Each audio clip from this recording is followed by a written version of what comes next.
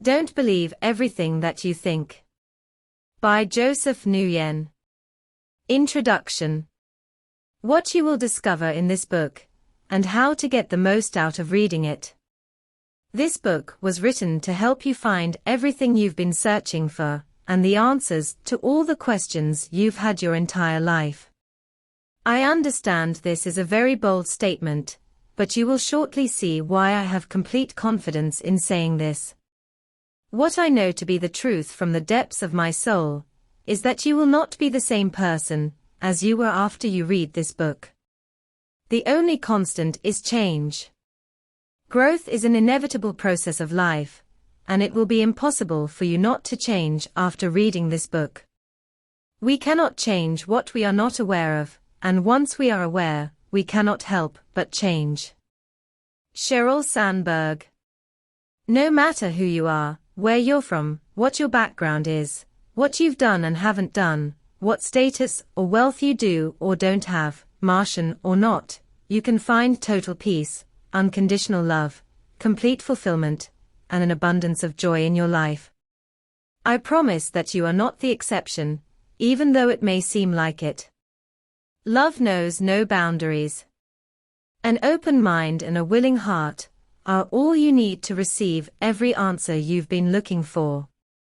And yes, there are extremely practical implications and byproducts of understanding what is inside of this book, which many of my coaching clients have experienced, such as a 2-5x increase in income, exponential growth in their businesses, deeper and more harmonious relationships, overcoming lifelong addictions, the spontaneous disappearance of destructive habits, an increase in health, vitality, and overall energy.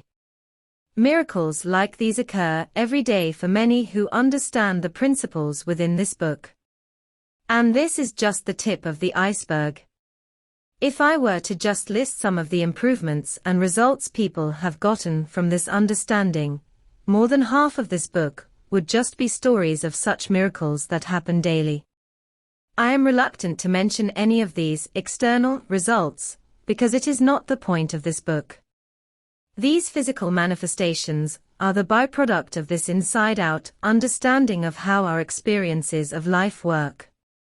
In actuality, we only want these external results like money and significance, because we want to experience certain feelings inside such as love, joy, peace, and fulfillment. The feeling is really what we want in our lives, not the physical things, but the trap is that we believe the physical things will give us those feelings. The secret lies within the feeling.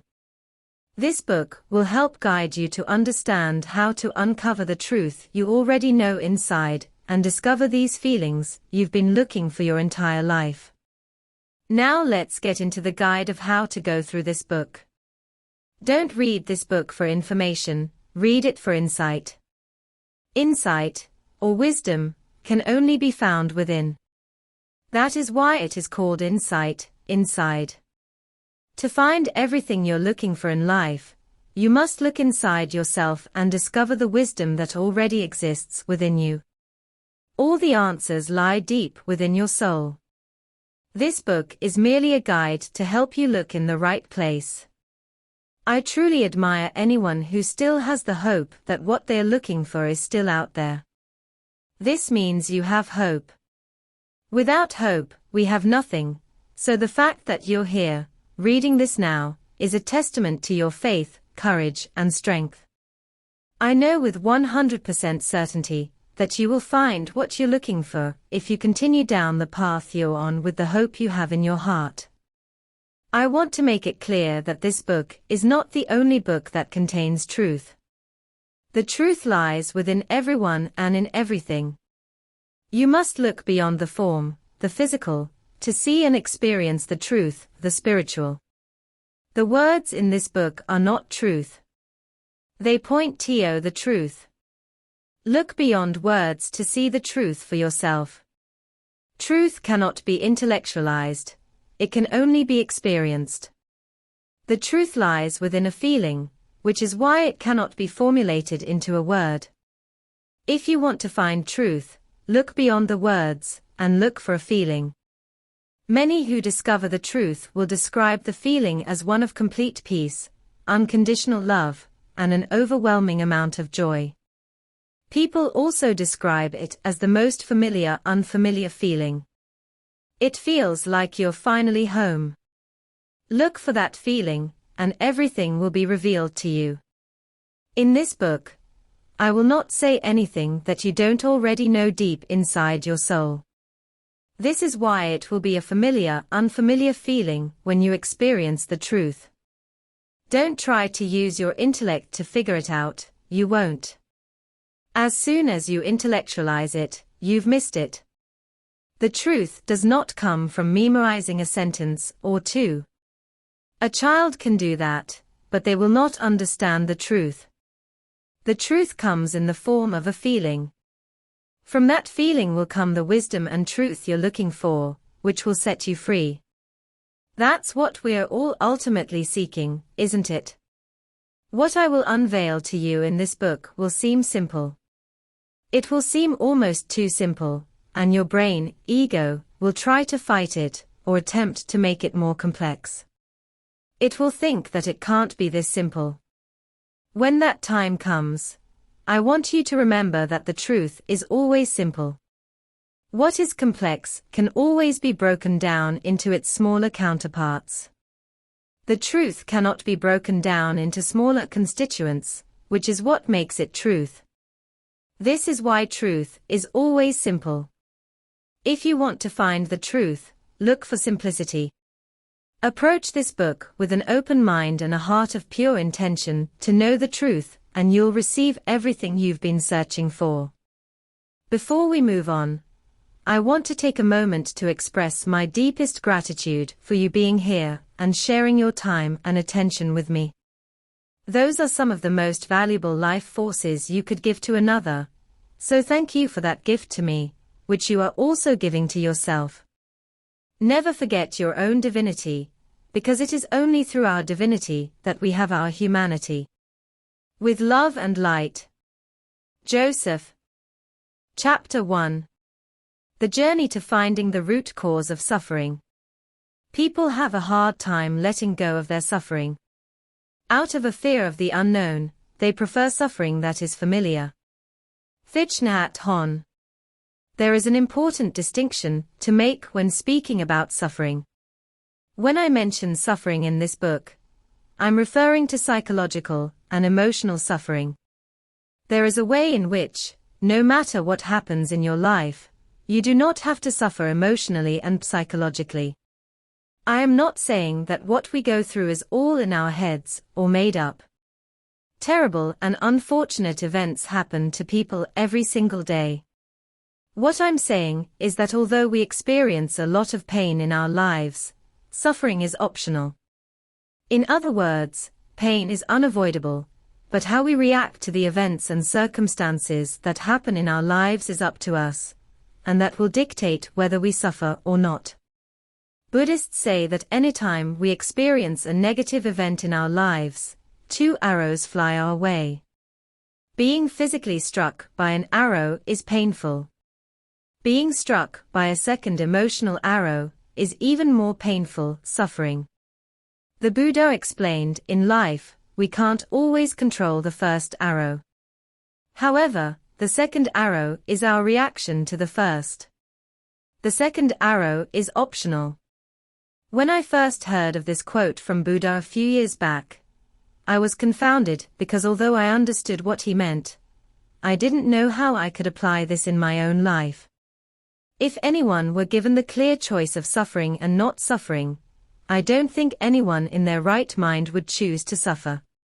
How can I just choose not to suffer? If it were as easy as that, I don't think anyone would be suffering anymore.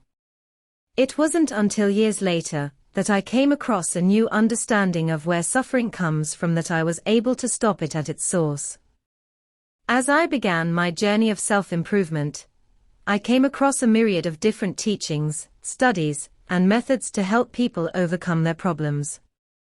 I read dozens, if not hundreds of books, studied psychology, went to therapists, listened to many different thought leaders, tried changing my habits, waking up at 4 a.m., changing my diet, becoming more structured and disciplined, shadow work, studying personality types, meditating daily, going on spiritual retreats, following spiritual masters, and researching different ancient religions. If you name it, I've probably tried it. I was desperate to find an answer, because I wanted to know how to stop suffering in my own life, as well as help others do the same. Although some of these things did help me improve incrementally, it didn't stop my suffering. I still always felt extremely anxious, fearful, unfulfilled, irritated, angry, frustrated, and heavy every day. Even after doing all of that, I still didn't discover the answer, and if I'm being honest, I was even more lost than before I started on this quest. I felt purposeless, hopeless, and directionless. I didn't know what to do anymore, where to look, or who to talk to. It wasn't until I was in my darkest hour that a glimmer of hope began to lead me to the light. All of the sudden, after years and years of searching, I stumbled upon one of my first mentors that taught me how to become a coach, and he revealed to me the answer of how I can alleviate my own suffering. The answer I discovered was in the understanding of how our minds work, and how the human experience is created. Chapter 2. The root cause of all suffering. One who looks around him is intelligent, one who looks within him is wise. Matshona Dliweo. We live in a world of thought, not reality. Sydney Banks once said, "Thought is not reality, yet it is through thought that our realities are created." Each of us lives through our own perceptions of the world, which are vastly different from the person right next to us. An example of this is that you could be sitting in a coffee shop having a quarter-life existential crisis, completely stressed out of your mind about how you have no idea what you're doing with your life, when it seems like everyone else has theirs together, while the person next to you is happily enjoying their freshly brewed drink while peacefully people watching. You both are in the same exact coffee shop, smelling the same aroma, surrounded by the same strangers, but how the world looks to both of you couldn't be more different. Many of us go through the exact same events, or are in the same location, at the same time yet are having completely different experiences of the world. Here's another example of how we live in a world of thought and not reality. If you walk up to 100 different people and ask each of them what money means to them, how many different answers do you think you'll get? Close to 100 different answers. Money is technically the same thing, but it means something different to each person. Money could mean time, freedom, opportunity, security, peace of mind, or it could mean evil, greed, and the reason why people commit crimes. For now, I'm not going to get into which one is right or wrong. Hint: there is no right or wrong answer, but that's for a different chapter. Another illustration of this concept is as follows. If you survey 100 different people and ask each of them what they think of our current president, how many different answers do you think you'll get? Even though it is the same exact person we're talking about, we will get 100 different answers, because most people live in their own thoughts and perceptions of the world. The meaning, or thinking, we give an event is what determines how we ultimately feel about it. That meaning or thinking is the filter through which we see life from then on. Because of this, we live through a perception of reality, not in reality itself. Reality is that the event happened, with no meaning, thinking, or interpretation of it. Any meaning or thinking we give the event is on us, and that is how our perception of reality is created. This is how our experience of life is created from the inside out. It's not about the events that happen in our lives, but our interpretation of them, which causes us to feel good or bad about something. This is how people in third world countries can be happier than people in first world countries, and people in first world countries can be more miserable than people in third world countries. Our feelings do not come from external events, but from our own thinking about the events. Therefore, we can only ever feel what we are thinking. Let's hypothetically say that you really hate your job, and it causes you an enormous amount of stress, anxiety, and frustration. It pains you to even set foot in the building where you work, and just thinking about your job makes you furious. When you're thinking about your job, you're just sitting there on a sofa with your family watching a TV show together, but you are fuming at the thought of your job. Everyone else is having a good time, except you. In this moment, everyone else in your family is having a different experience of life than you, even though the same event is happening. Just the thought of work created a whole different perception of reality, even though you're not physically at work. If it were true that external events cause us to feel the way we feel inside, then you should be a happy camper in your living room, watching a funny TV show with your family every single time you do this activity. But that's not the case. Now, you may be saying that you're only feeling this way because an external event, your job, is causing you to feel stressed and anxious. To that I'll ask the question, is it absolutely true that every single person feels the exact same way about the job they're working in? Two different people can be doing the exact same job, but will have completely different experiences of that job. It can be the most amazing experience and a dream job for one person, but be another person's worst nightmare and living hell. The only difference between one person and the other is how they think about their job, which determines how they ultimately feel about it. Now let's go back to the original scenario of you hypothetically hating your job. Remember how much stress, anxiety, and frustration it causes you when you think about it. Let's do a quick thought experiment about that by answering the question below. Who would you be without that thought that you hated your job?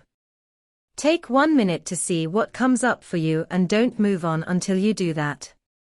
If you don't overthink it and truly let the answers surface from within you, without that thought, you will most likely feel and be happy, peaceful, free, and light.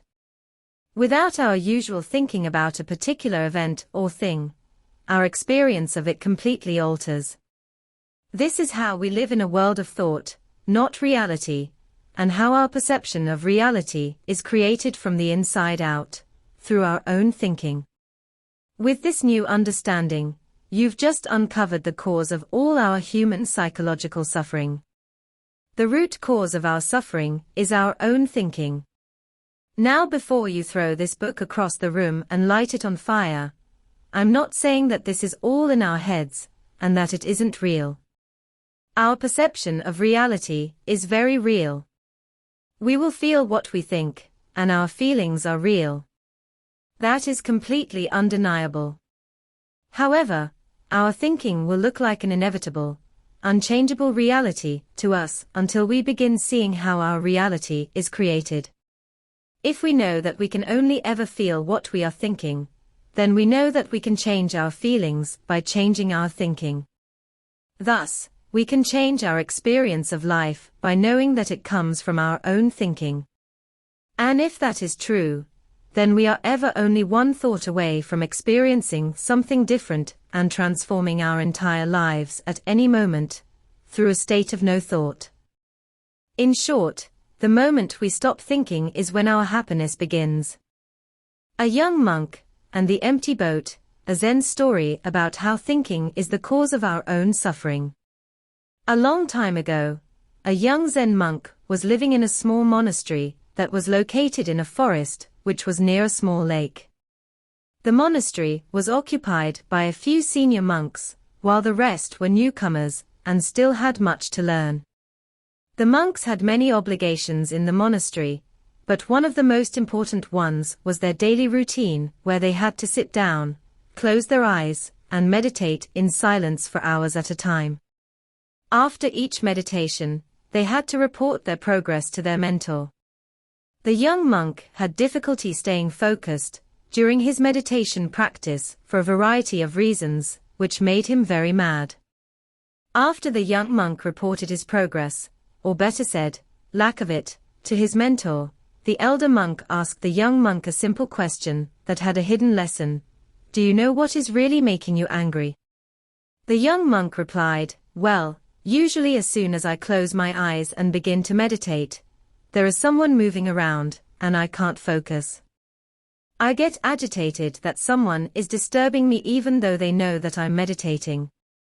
How can they not be more considerate? And then when I close my eyes again and try to focus, a cat or a small animal might brush past and disturb me again. By this point, even when the wind blows and the tree branches make noise, I get angry. If that is not enough, the birds keep on chirping, and I can't seem to find any peace in this place.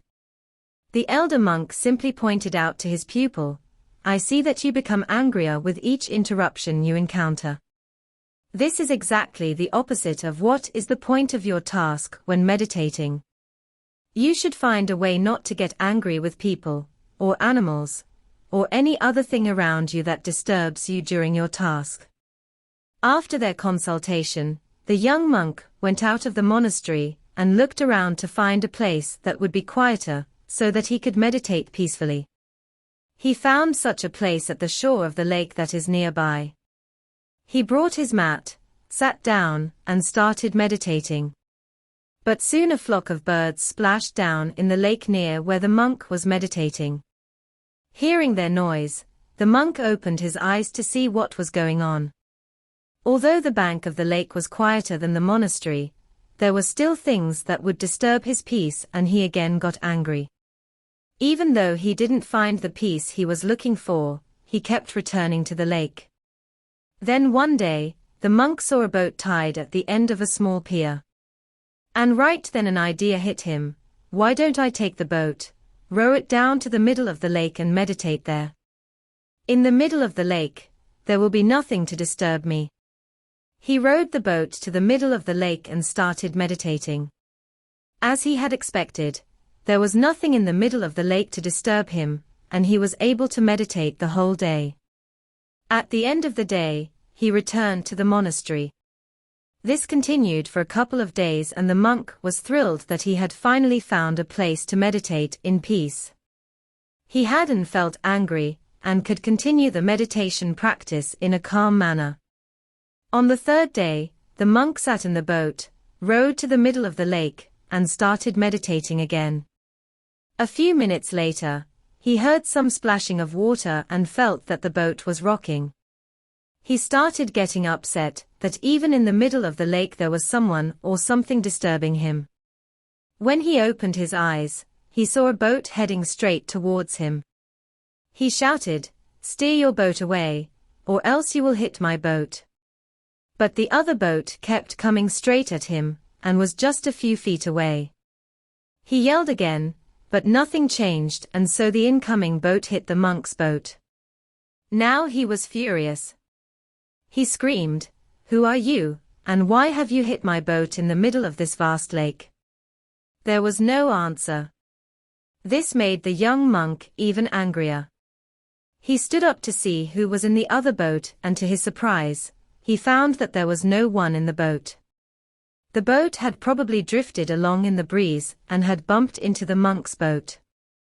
The monk found his anger dissipating. It was just an empty boat. There was no one to get angry at. At that moment he remembered his mentor's question, "Do you know what is really making you angry?" And then wondered, it's not other people, situations, or circumstances. It's not the empty boat, but my reaction to it that causes my anger. All the people or situations that make me upset and angry are just like the empty boat. They don't have the power to make me angry without my own reaction. The monk then rowed the boat back to the shore. He returned to the monastery and started meditating along with the other monks. There were still noises and disturbances around, but the monk treated them as the empty boat and continued to meditate peacefully. When the elder monk saw the difference, he simply said to the young monk, "I see that you have found what is really making you angry and overcome that." Chapter 3. Why do we even think? I think and think and think. I've thought myself out of happiness 1,000,000 times, but never once into it. Jonathan Safran Foer. We as humans have evolved to develop a sophisticated ability to rationalize, analyze, and think because it simply helped us survive. Our minds do an incredible job to keep us alive, but it does not help us thrive. It is concerned solely with our safety and survival, but not our fulfillment or joy. The mind's job is to alert us of potential dangers in our environment that may threaten our lives. It does its job so well that not only will it scan our immediate surroundings for threats, but it will even reference our backlog of past experiences to create hypothetical scenarios and predict what it thinks could be future potential dangers based on our memories. None of this is wrong by any means. The mind is simply doing what it was designed to do. When we don't understand that its only duty is to help us survive, then we will get angry and frustrated with it. All conflict is derived from an innocent misunderstanding. Our mind's duty is to keep us alive. Our consciousness's duty is to help us feel fulfilled. Your soul is the reason why you're even on this journey in the first place, to find peace, love, and joy for yourself. Your mind has done an amazing job at what it was made to do, but now you may relieve it of its job, because we no longer live in the wild where death could be right around the corner in a bush. If we keep using our minds, we will constantly stay in a state of fight or flight, anxiety, fear, frustration, depression, anger, resentment, and all negative emotions, because the mind thinks everything is a threat to our very existence. If you want to be free, happy, peaceful, and full of love, then you will need to let go of listening only to your mind and go beyond it by tuning into something much greater that will help you not just to survive, but to thrive. Chapter 4. Thoughts versus thinking. Stop thinking and end your problems. Lao Tzu. Thoughts are the energetic, mental raw materials from which we use to create everything in the world. We can't experience anything without thought. It's important to know that thoughts are a noun and aren't something that we do, but something we have. A thought takes no effort or force on our end, and it is something that just happens. We also cannot control what thoughts pop into our minds. The source of thoughts comes from something that is beyond our minds. The universe, if you will. Thinking, on the other hand, is the act of thinking about our thoughts. This takes a significant amount of energy, effort, and willpower, which is a finite resource.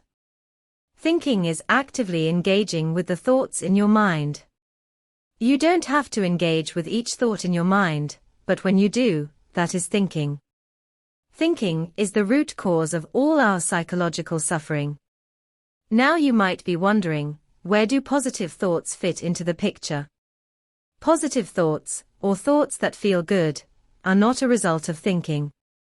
They are, instead, generated by our natural state of peace, love, and joy. They are a byproduct of a state of being, not a state of thinking. We will go into depth about this in the next chapter.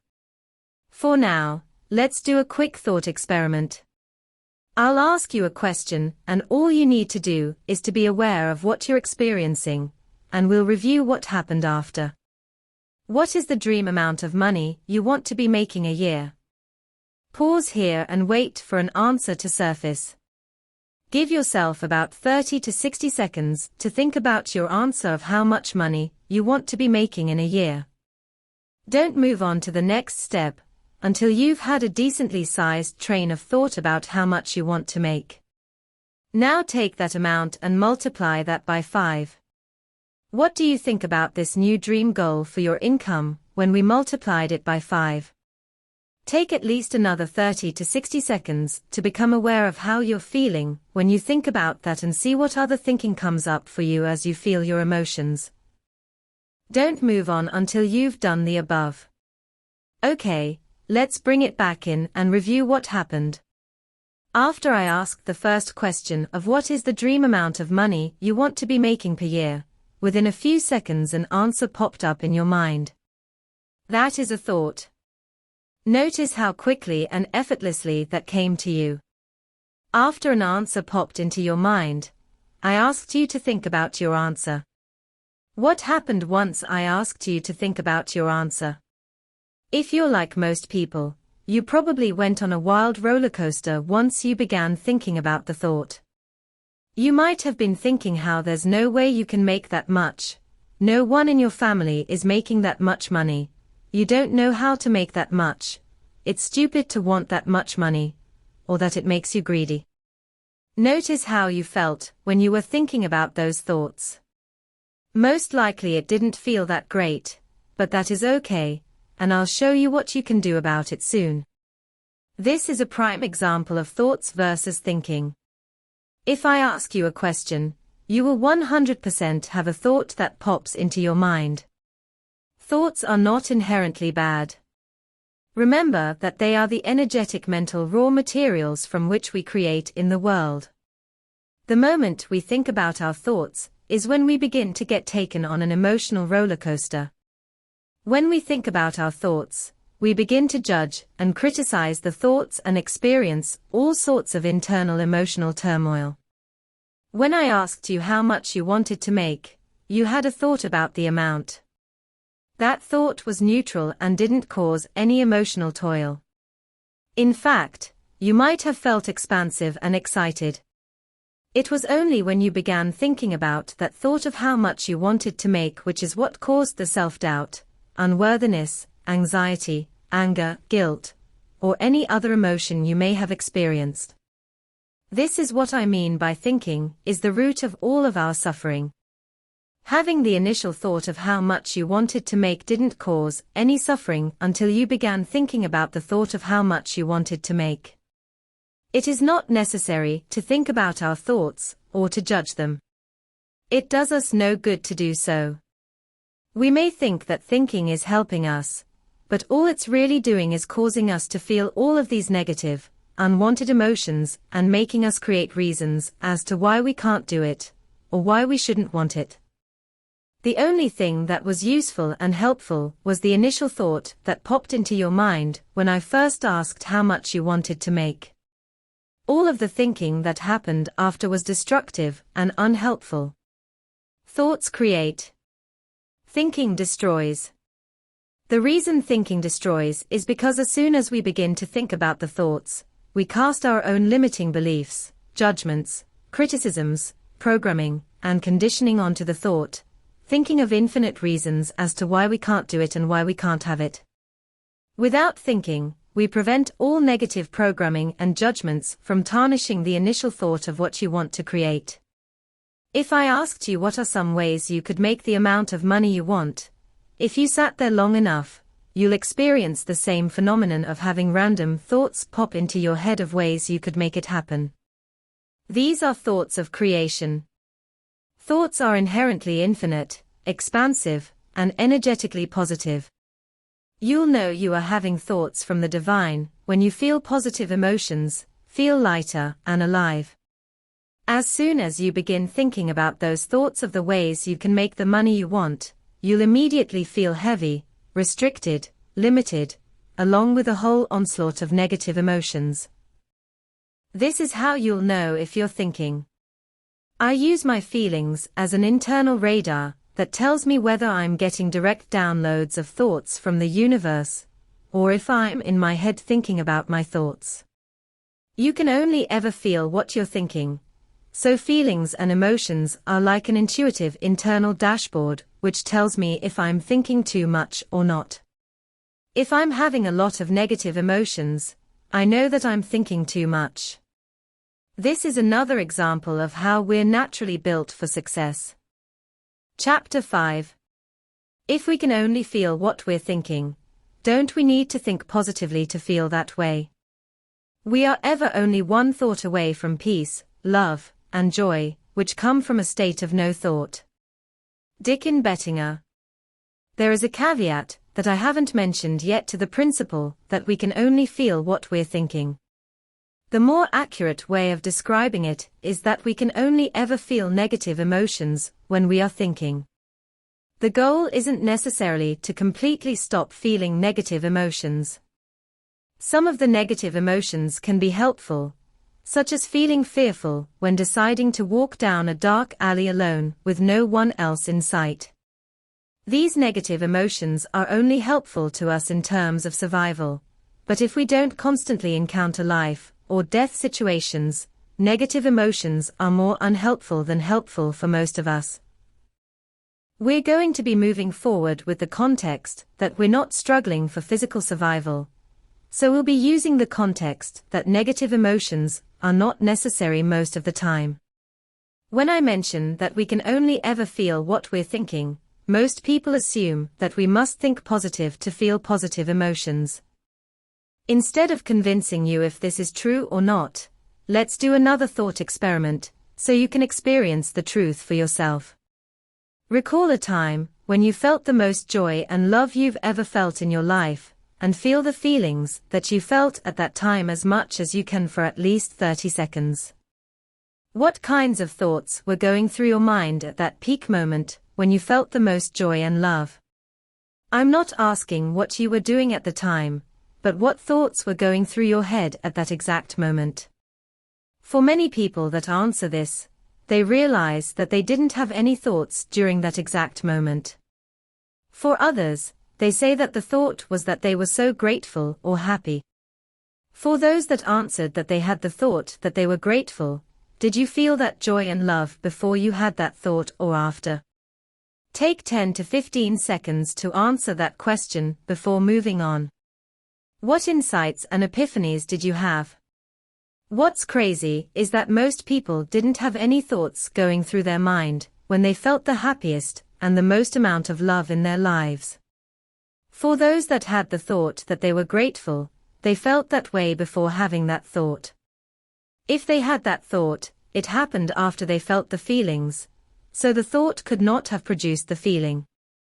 This brings us to another truth: you do not have to have thoughts or think to feel positive emotions. The beautiful part about truth is that it needs no justification, because it can be experienced right here, right now. It doesn't need to be proven or rationalized to you, and you experience this truth firsthand by the experiment we just did. Here's why we don't need to have thoughts or think to feel positive emotions like joy and love. Our natural state of being is joy, love, ecstasy, freedom, and gratitude. This may be hard to believe, because if it's natural, why don't we feel that way all the time? I'll answer this in a bit. If we want to see the natural state of anything, one of the best ways is to look at nature and the state of it in its infancy, before it is affected and conditioned by its environment. For example, let's look at the natural state of a baby. What is a baby's natural and default state, assuming the baby wasn't abused, neglected, or had any physical issues? Are babies naturally stressed, anxious, fearful, and self-conscious? Or are they naturally in a state of bliss, happiness, and love? Our natural state of being is joy, love, and peace. Therefore, any thinking that we do will only take us away from those natural states of being, which is why whenever we feel extremely stressed, we are having a lot of thinking going on. The strength of the negative emotion we feel is in direct proportion to how much thinking we are doing in the moment. On the other hand, the intensity of the positive emotion we feel is inversely proportional to the amount of thinking we are doing in the moment. In other words, the less thinking we have going on, the stronger the positive emotion we feel in the present. To see the truth in this, recall a few other memories you had when you were extremely stressed and anxious, and see how much thinking was going on at the time. Take about 1 to 2 minutes to do this. Then recall a few memories where you were at your happiest, or felt the most joy and love, and see how much thinking you had going on at that time. Take another 1 to 2 minutes to do this before moving on to really experience and internalize the truth of what you see. An analogy that my coach taught me that helped crystallize this concept was to imagine our mind has a speedometer, like in a car, but instead of miles per hour, it is thoughts per minute. The more thinking we have going on, the higher the thought-o-meter goes, and if we have enough thinking going on, it'll go into the red zone. This is when we feel extremely stressed, burned out, frustrated, and angry.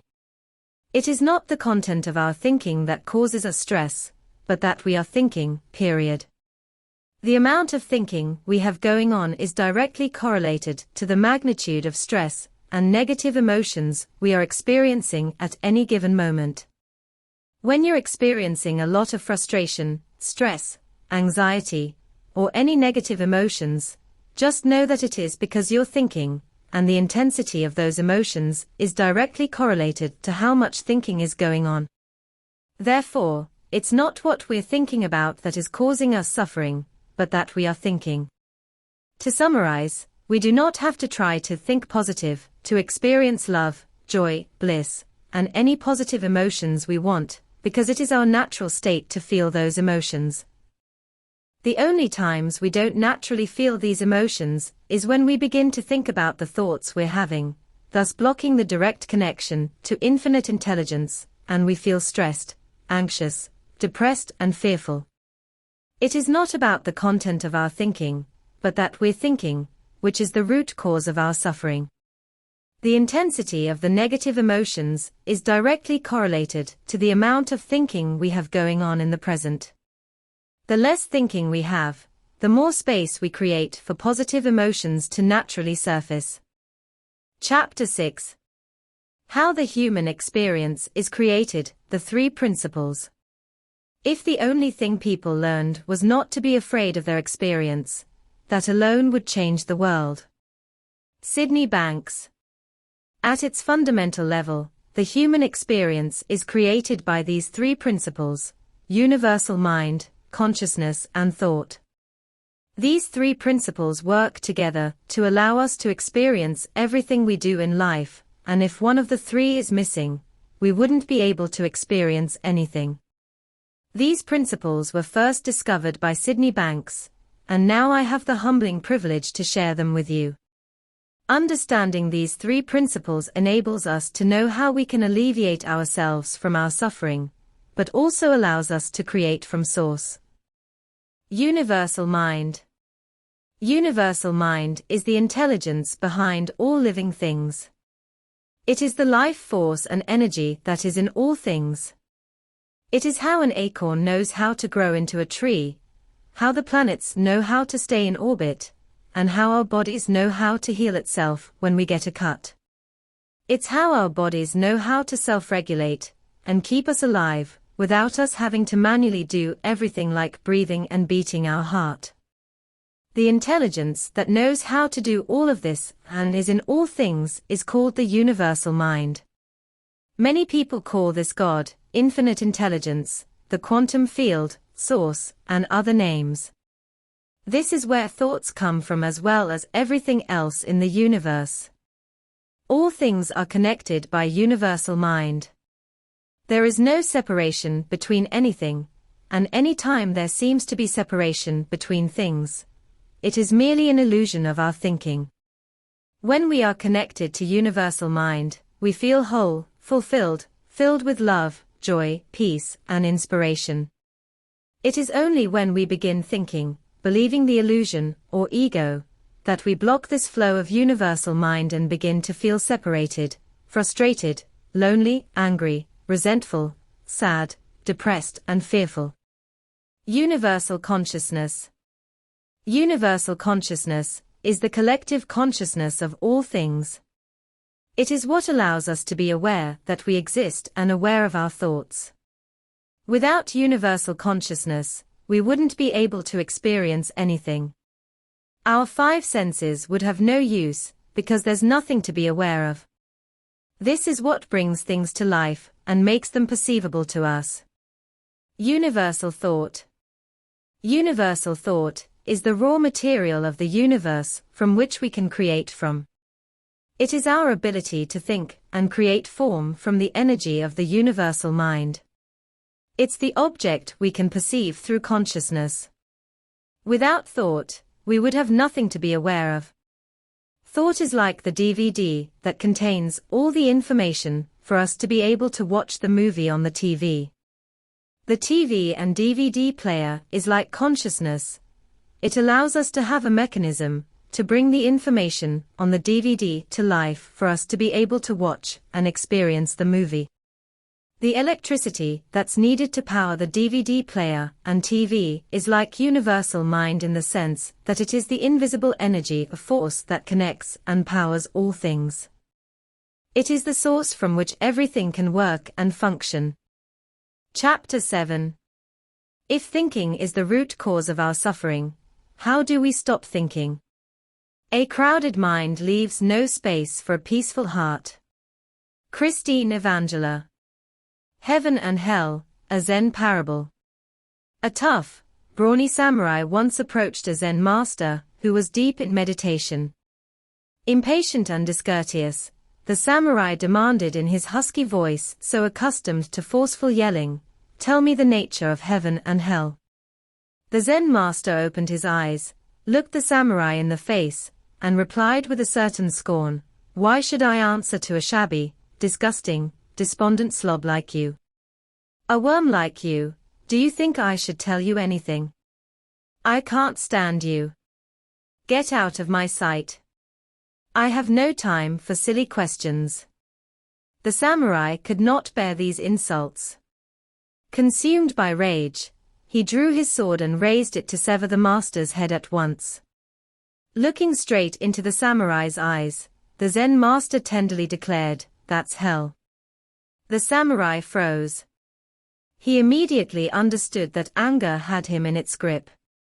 His mind had just created his own hell, one filled with resentment, hatred, self-defense, and fury. He realized that he was so deep in his torment that he was ready to kill somebody. The samurai's eyes filled with tears.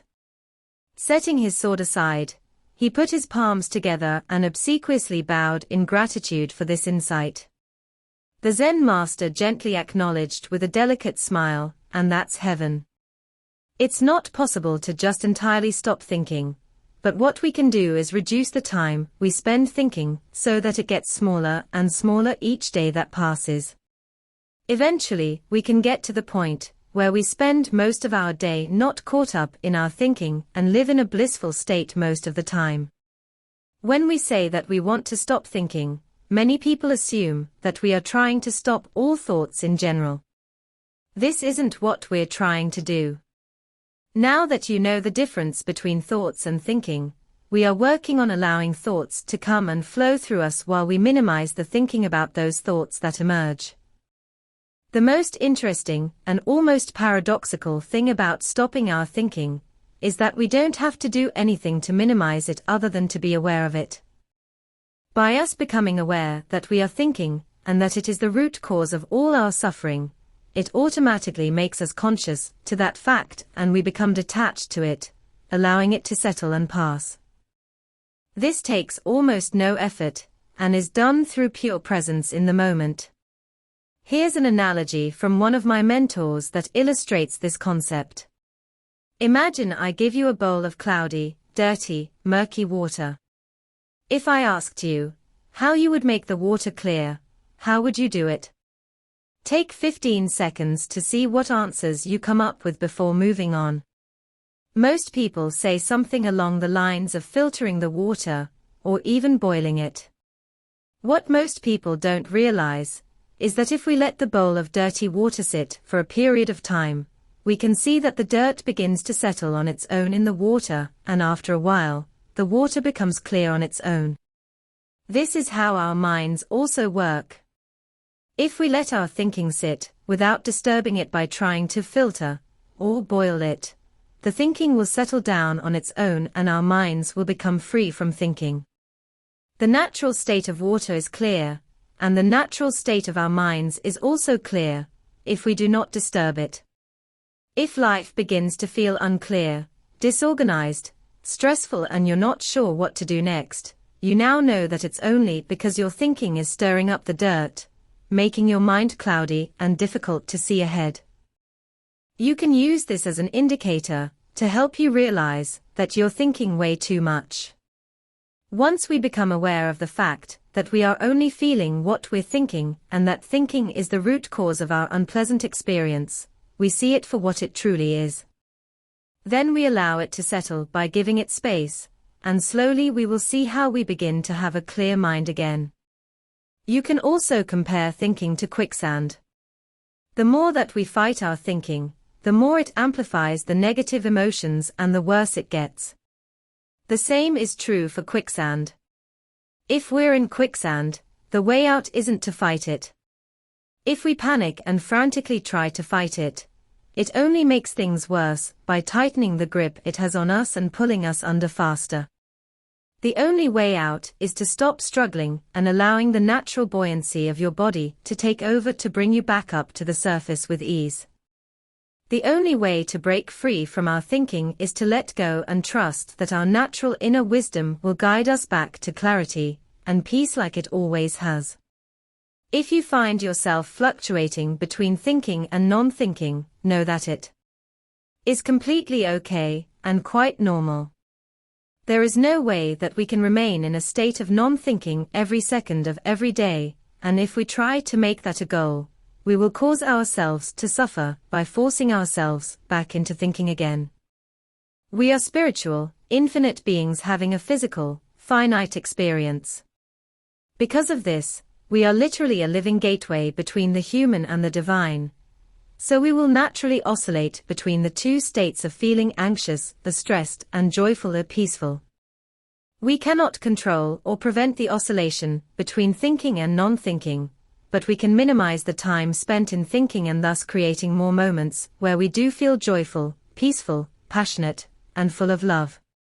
Although not being able to control, when we begin to think can seem like we are cursed with an inevitable fate, it is not something to worry about, because we can always return to the state of non-thinking. It is just a part of our beautiful human experience. What can give us true peace is knowing that we always have this state of pure peace, love, and fulfillment underneath any thinking that we may ever have at any given moment. That beautiful state we always want is something we can never lose, but only forget. But just because we can forget it doesn't mean it's not there. Just like when it becomes night and the sun sets, we know that the sun is always there, we just can't see it. If we thought when the sun sets that it may never come back, then understandably we will have a lot of anxious and fearful thoughts. The same is true for our state of being.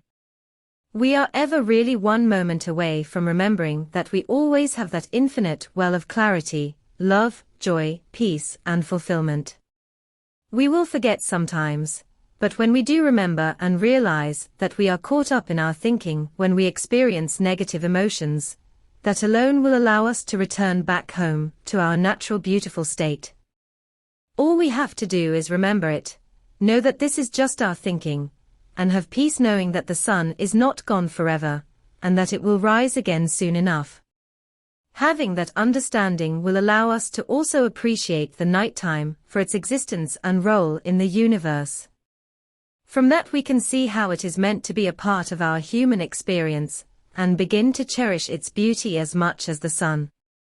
Chapter 8. How can we possibly thrive in the world without thinking? Anxiety is thought without control. Flow is control without thought. James Clear. Here's a question that will guide you to an insight about this question. What thoughts are going through your head when you're doing your absolute best work where you're fully captivated and entranced by what you're doing in the moment? Take about 15 seconds to wait for an answer to pop up before moving on. If you still haven't had the insight or epiphany from the answer, here's another question that may point you in the right direction. When you are loving what you do so much, and are completely engrossed in it that you lose all sense of time and space, aka, when you're in a state of complete flow, what thoughts are going through your mind as you're in the state of flow in the moment? Pause here and wait for the answer to arise. Give it about 30 to 60 seconds for the insight to come in. When you are doing your best work and are in a total state of flow, where there is no separation between you or the work you are doing, you are having no thoughts in the moment.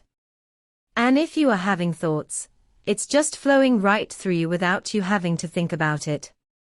In other words, the state of peak performance for humans can be described as the state of non-thinking. It may seem crazy, but we do our best work when we aren't thinking, and you just proved it with your own experience. Here's another example that will help illuminate the truth of this topic. When professional, or even Olympic athletes are competing, do you think they are thinking and overanalyzing every single thing that's happening during the game? What thoughts or thinking do you think is going on during the competition for them? The highest performing athletes will describe, when they are in their peak state, that they are in the zone. This zone is the state of flow, or the state of non-thinking. In Japanese culture, they have a beautiful word to describe this phenomenon, mushin. Here is the definition from Shotokan Times. Mushin is achieved when the mind is free of random thoughts, free of anger, free of fear, and particularly free of ego. It applies during combat and/or other facets of life. When mushin is achieved during combat, there is an absence of loose or rambling thoughts. It leaves the practitioner free to act and react without hesitation. He reacts according to all of the study and training that has brought the karateka to this point. Relying on, not what you think should be your next move, but on what your trained, instinctive, subconscious reaction directs you to do.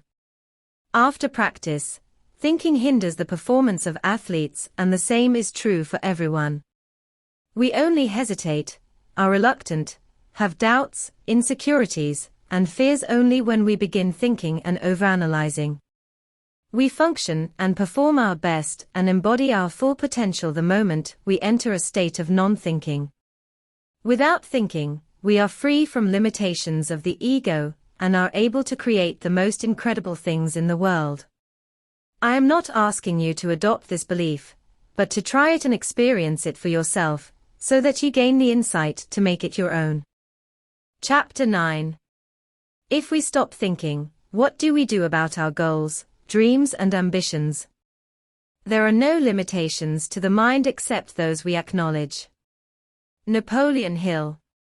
I think, therefore I suffer. When I finally understood that thinking was the root cause of all of my suffering, I was jumping up and down, exhilarated, relieved and grateful for discovering the true reason for everything negative I've experienced in my life. This ecstasy was short-lived though, because soon after the exuberance settled, the next thoughts popped into my mind. If thinking is the root cause of all my suffering and I just stop thinking, how do I live my life now? What about all of my goals, dreams, and ambitions? Do I stop wanting things in life? Will I just evolve into a couch potato, and not do anything with my life anymore? In case you were wondering, yes, I am telepathic and yes, I can read your mind.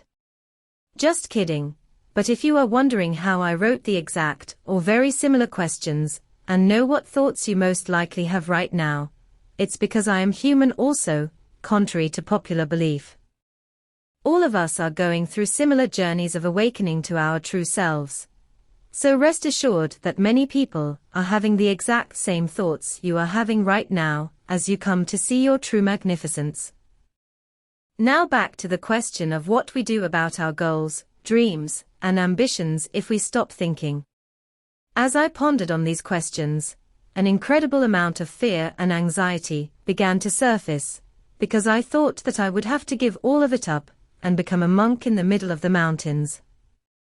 I was definitely not ready to do that. As much as I wish I were that enlightened and detached from my life, I genuinely enjoyed being in the world, experiencing the fullness of life with other people, even if a large portion of my life was filled with suffering. Here's what I've discovered about what to do with our goals and dreams with this new understanding. As we've mentioned in previous chapters, there's a difference between thoughts versus thinking. The source of thoughts and the source of thinking are different, and the source is what will dictate whether it causes suffering or not. Similarly, Where our goals and dreams come from will determine whether we feel great about pursuing them or not. Like everything in this world, there is nothing inherently good or bad, only our thinking makes it so. Goals, dreams, and ambitions are not good or bad, so it's not really an either-or situation, but more about where those goals are coming from. There are two sources of goals: goals created out of inspiration, and goals created out of desperation. When goals are created out of desperation, we feel a large sense of scarcity and urgency. It feels heavy, like a burden. We may even feel daunted by the colossal task we've just committed ourselves to. Imposter syndrome and self-doubt begin to manifest, and we always feel like we never have enough time for anything. We go about our life frantically, desperately searching for answers and ways that we can accomplish our goal faster, always looking externally, never feeling enough, or that we can ever get enough. Worst of all, if we happen to accomplish our goal, within a few hours or days afterwards, all of those same feelings of lack begin to resurface. We begin not feeling content with what we have done, unable to savor our accomplishments, because what we did never feels like it's enough. We feel that same way about ourselves. Not knowing what else to do, we look around for guidance externally to see what others are doing and see they're continuing to do the same thing. Thus, we go ahead and proceed to set another goal out of desperation, in an attempt to escape all of the negative feelings gnawing away at our soul. When we dig a little deeper into these types of goals we set, they are all typically means goals and not end goals. In other words, the goals we set in this state of desperation are all a means to an end. There's always a reason we want to accomplish the goal, and it's always for something else. For example, we want to create a multi-million-dollar business because we want financial freedom, or we want to quit our job so that we can escape the stress and anxiety that comes from it. We feel like we have to do these things instead of want to. Goals created from desperation are typically realistic and created from analyzing our past and what we think to be plausible in the moment. It feels very confining and limiting. Although these types of goals and dreams may excite us in the moment, as soon as we begin to try to create it, we feel a lack, and we are desperate to bring the dream to life. Paradoxically, if we do end up achieving a goal created out of desperation, we end up feeling even more empty than we did before it. The next logical thing we tend to do is to set an even bigger goal out of even greater desperation, to hopefully make us feel whole inside. This is how most of us set our goals and how we live our lives. I'm also not saying this to criticize or judge at all, but to reveal the reality of it. The only reason why I was able to describe it in painful and excruciating detail was because that was my life. Here's the good news. It's not your fault that you set goals that way if you are and there's a way out. It's through creating goals and dreams out of inspiration, instead of desperation. When we create goals out of inspiration versus desperation, it is a completely different story. In this state, we are creating because we feel deeply moved, inspired, and expansive. It feels like a calling rather than an obligation. It is like there's a powerful force of life coming from within us, wanting to be expressed through us to be made manifested into the physical world. This is why painters paint, why dancers dance, why writers write, and why singers sing, even if they never get paid or make a living from it. We feel pulled by a force to create something. We gravitate towards it. We feel compelled to do it.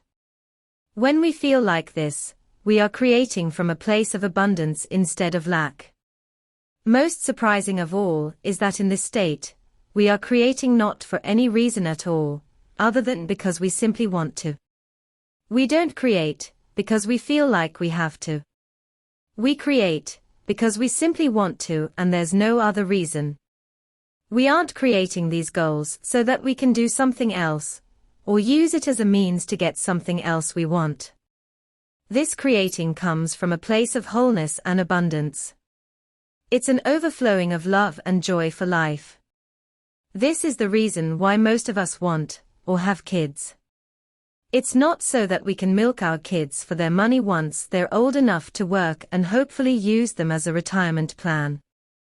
We want to have kids, because we want to share the abundance of what we have with them, and it comes from a place of sharing what we have, lots of versus trying to get something out of them. This feeling of deep inspiration is incredibly difficult to describe, because it does not come from this world. It really doesn't come from us, but through us, from something greater than us.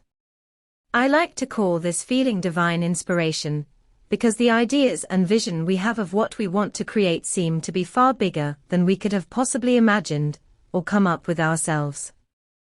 Since divine inspiration doesn't come from us, but from something greater, it doesn't analyze or rely on past data or what you or anyone in the world has already accomplished. Divine inspiration is what happens when groundbreaking creations and inventions are created that seemed to be impossible not too long ago. It knows no boundaries, limits, or constraints. It is an incredibly expansive force that energizes and lifts us, making us feel like we're high on life. In this state, we feel whole, complete, filled with unconditional love, joy, and peace. We don't analyze, compare, criticize, judge, or rationalize anything, but instead we truly live, love, share, give, create, grow, and nourish. It really is one of the greatest feelings we can experience, and it is truly a gift that we can experience the divine as humans, and it's because we're from the same source. Everyone has experienced this deep feeling and desire to create something marvelous in the world that's out of pure inspiration, and not desperation. Before moving on to the next paragraph, I encourage you to test this theory. Pause here and spend a few minutes thinking about times in your life where you felt an overwhelming feeling and desire to create something magnificent, because you felt deeply inspired and called to. It doesn't matter if you actually created it or not, but just think of a time where you felt that feeling to create out of inspiration. Isn't that just one of the most amazing feelings in the entire world? Most of us feel this divine inspiration, but then suppress it as soon as we begin thinking about doing it. We begin to think ourselves into doubt, rationalize why we can't do it, tell ourselves that it is unrealistic, how we should focus on more important things, and that we're not good enough to do it. As soon as we begin to think about the thought of us wanting to create, it completely shuts off the source of that inspiration, and we go back to living life as usual. When we cut off that source, we also cut off the feelings of abundance, exuberance, ecstasy, joy, pure unconditional love, and go back to the feelings of doubt, anxiety, frustration, sadness, and feel confined, stuck, and frustrated with our lives. We can only ever follow one calling at a time, either inspiration or desperation in the present moment. The two cannot coexist at the same time, but we can fluctuate between the two depending on how much thinking is going on. When we stop thinking, we don't stop having goals and dreams, we actually fall back into our true nature, and begin to create goals and dreams out of inspiration versus desperation. We begin to allow thoughts from the universe to come into our mind that lead us to divine inspiration, to create something that has never been created before in the world. When we follow divine inspiration, we feel alive, whole, joy, love, peace, and fulfillment. So how can we tell when a goal or dream is created out of inspiration or desperation? A simple way to know if a goal or dream is created out of inspiration is to remember the distinction between thoughts and thinking. Goals and dreams that come in the form of thought are created out of inspiration. Goals and dreams that come from thinking are created out of desperation. Typically, when we think, we'll analyze, judge, criticize, rationalize, and use our past to try to create our new goals. But this form of creating goals feels extremely restricting and limiting. We don't typically feel good when creating these types of goals, and when we're pursuing them, we do not feel great either, since it's all out of desperation. Another way to identify the two is to sense how you feel energetically. Goals and dreams created out of desperation will feel very heavy, draining, confining, and empty. We tend to feel a lot of scarcity, fear, and stress, like we have to do it, or that we are obligated to. With these types of goals, it seems like if we do not accomplish it, that there will be dire consequences, hence the high pressure and stakes. I'm sure you can see now how this can create the feeling of desperation. Moreover, we feel like we're trying to accomplish these goals to escape our current situation and get out of something. Our goals created in this state are typically means goals, meaning that we want to achieve these goals so that we can do something else afterwards, such as having the goal to quit our job. Most likely you'll have this goal because you want to go do something you actually enjoy, but you can see how the goal of quitting your job is just a means goal for you to go do something else. Or having a goal of making $1 million is typically set because you want to have financial freedom and go travel the world. These goals are always a means to an end and not the end itself. There's always a reason that we want to accomplish these goals, and it makes us feel very empty inside. I want to emphasize that none of these goals are inherently bad, or that we shouldn't have goals of wanting to make money or quitting our jobs. If those goals are created from inspiration, that is completely different. It just depends on the source of the goals and not necessarily the goal itself. This is an important distinction to make, otherwise you'll spend most of your time debating and stressing yourself out over if this is the right goal for you or not. There is no right or wrong goal, only goals created from inspiration or desperation. It just depends on how you want to feel inside, and when you're aware of these two types of goals and how they manifest, then you'll be able to feel blissful as you go about creating amazing things in your life. On the other hand, goals and dreams created out of inspiration, which comes from thought, feel very light, energizing, uplifting, and expansive. We tend to feel excited, joyful, and most importantly, inspired. We don't feel like we have to create it, but that we want to. Instead of feeling like you need to do this, you feel inspired to. There is virtually no pressure, because we're not trying to get out of something, or escape our current situation, by accomplishing this goal. There is no scarcity or urgency, because we don't feel like we're creating from a place of lack, but instead from a place of abundance, and we just want to share it with the world. Since it's coming from inspiration, we are not doing it to get something out of it so that we can do something else. It's not a means goal, but simply an end in and of itself. There is no reason we need to create it. We are not creating so that we can feel whole, but we are creating because we feel whole and want to give from that place, not expecting anything from it. I'm sure you can see the stark difference between the two now, and that you can tell which type your goals currently fall under. If most of your goals fall under the category of desperation, don't worry, because most people have goals created from desperation, including myself before I knew a better way. So how do we create goals and dreams out of inspiration versus desperation? Creating goals and dreams from divine inspiration isn't something you have to try to do. We naturally have thoughts of infinite inspiration all the time. If you look at children, they naturally have the wildest dreams and imaginations of what they want to do. It almost doesn't even register in their minds that they can't do something most of the time. The only difference between us and children is that we have learned to shut down all these thoughts of inspiration, which contain our dreams, hopes, and goals that we truly want to see manifested in the world. Our minds are filled more with reasons of why we can't than thoughts of what we want to create. We innately have an infinite flow of inspiration that comes through us, but we block that flow as soon as we begin thinking about the thoughts we have, which causes self-doubt, self-sabotage, and anxiety. Think of the flow of inspiration to create like a river. The river always flows until man puts something there to block it, like a dam. Then when the dam is there, we ask why there are so many fish dying, animals disappearing, and forests dwindling, when all we need to do was return the river back to its natural state and everything will be working perfectly fine, the way nature intended it to.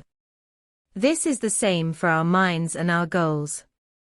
We always dream, have big goals, and know what to do at all times when we're tapped into our inner wisdom and inner intelligence, free from thinking.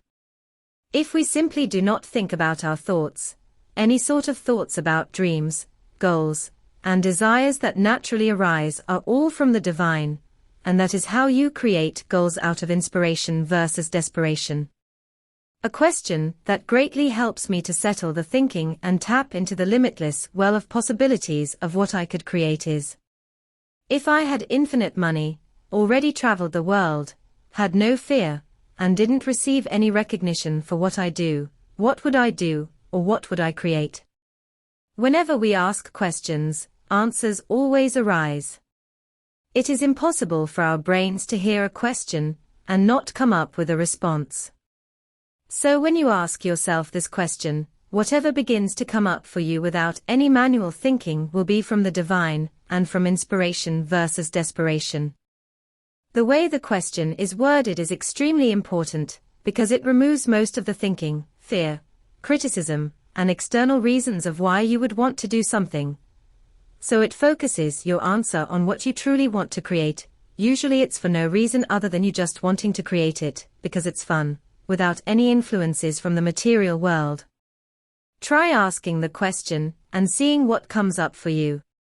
You'll be surprised at what surfaces, but don't get caught up with your thinking when those true dreams of yours begin to be revealed to you.